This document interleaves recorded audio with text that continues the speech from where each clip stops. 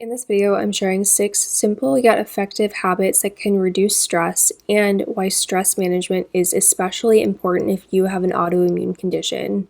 On my channel, I've talked about how my Hashimoto's disease diagnosis has affected both my physical and mental health. In fact, I believe that chronic stress is what triggered my autoimmune disease in the first place. Chronic stress causes inflammation, gut health issues, immune dysregulation, all of which contribute to autoimmunity. So, whether you have a thyroid condition like me or a different autoimmune condition, stress management is key in fighting symptoms and feeling better long term. So, the first thing I want to talk about is your morning routine, which is so important. Upon waking, most people reach for their phones, start checking their notifications, looking at their emails, reading news articles, but all of this information that early in the morning can leave you feeling anxious and scattered and distracted throughout the whole rest of the day. If you haven't tried this before already, I highly recommend waiting at least an hour before you really start digging into your phone and into your notifications, playing around with the different do not disturb settings, maybe pausing or turning off notifications to certain apps, avoiding screen time, and a bunch of information, especially negative information, first thing in the morning can really set you up for a day of success and less stress. So, on the topic of phones, the next habit I want to talk about is being mindful of your media consumption. I encourage you to consider these things.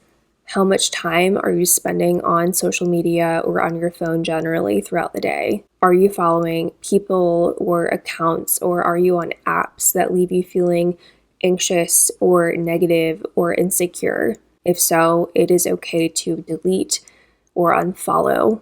For whatever reason, Twitter, X, whatever you want to call it, has always been really bad for my mental health.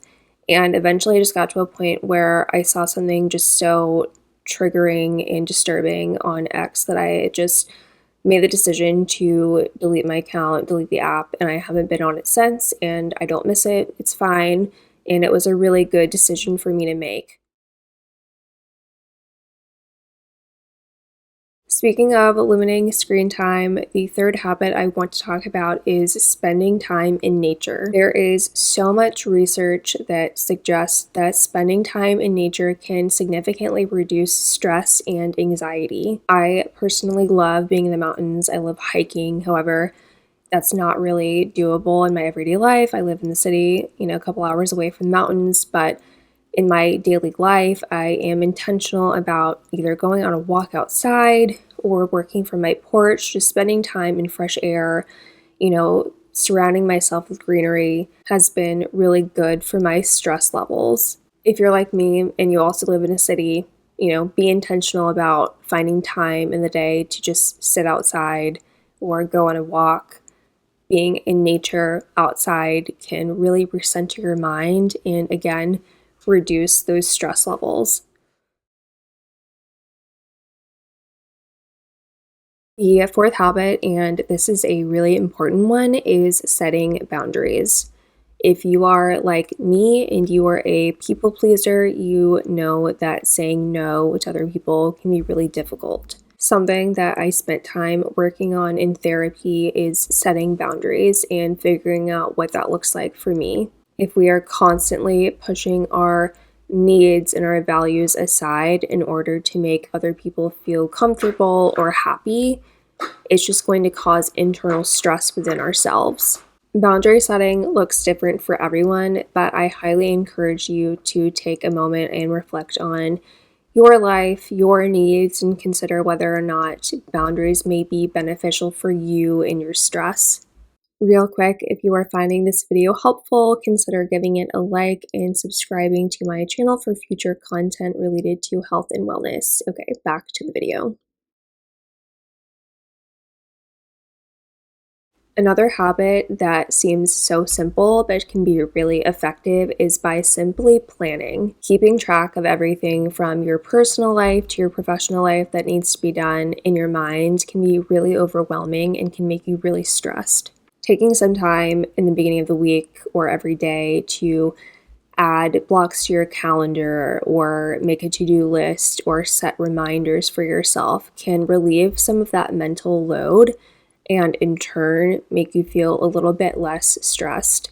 If you're like me, writing a to-do list and then crossing things off is really nice and definitely makes me feel more accomplished and makes me feel like I'm making progress, and it definitely helps relieve some of that daily stress that I have, whether it's in my personal life or work life.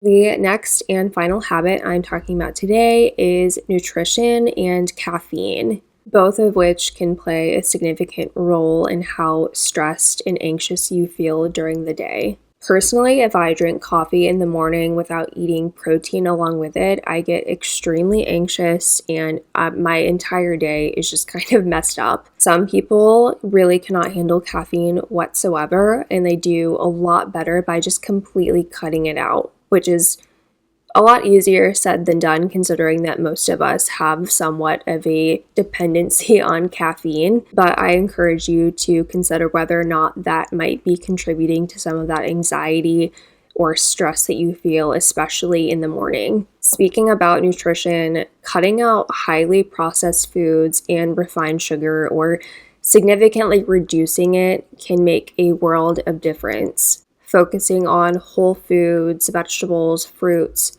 good proteins gives your body what it needs to fight inflammation that in turn leads to chronic stress. If there is anything that works well for you that I didn't mention, feel free to add it down below so that other people can consider implementing it into their daily routine. Thank you so much for watching, and I'll see you in the next video.